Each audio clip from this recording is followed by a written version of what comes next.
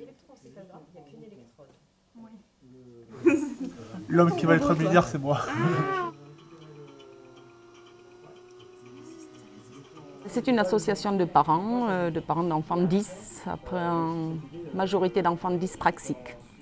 Voilà, on a créé cette association pour être à l'écoute des familles, pour aider les familles à surmonter des fois les difficultés psychologiques ou de pouvoir parler des difficultés que les gens rencontrent au quotidien avec leurs enfants et avec ce handicap-là. Voilà, et donc on est là pour essayer de les aider à améliorer leur quotidien ou les aider à créer les dossiers MDPH s'il y a besoin. Et puis c'est surtout une écoute attentive, voilà, écouter leurs expériences, leurs souffrances, leur vécu et les aider à positiver en disant que nos enfants sont formidables. C'est difficile, mais nos enfants sont formidables.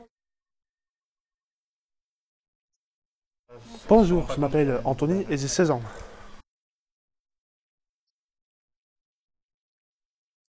Ce matin, on a visité le musée pour les statues qu'a Mont-de-Marsan.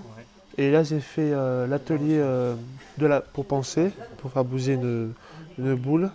Et là, on fait l'imprimante 3D. Alors, la dyspraxie, c'est un trouble cognitif qui altère tout ce qui est coordination des mouvements, des soucis de planification. Ça peut être des difficultés scolaires dans les écrire, les motricités fines. Ça peut être difficile pour eux de tenir un objet. Il n'y a pas d'automatisme chez ces enfants-là.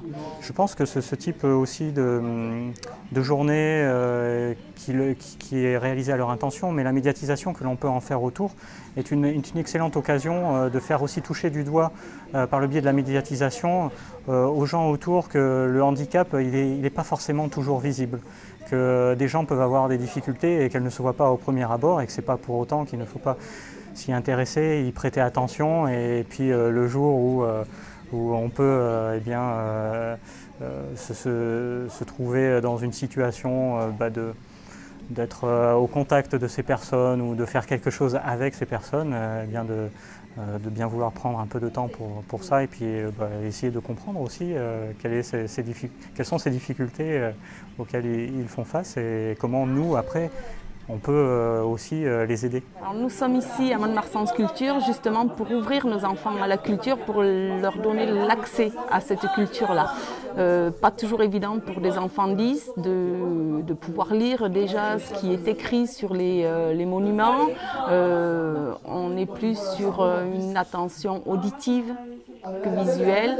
C'est leur faire découvrir que l'art ou la sculpture, c'est ludique. Et ça peut l'être. Et on en a vraiment la preuve aujourd'hui sur cette journée, cette manifestation.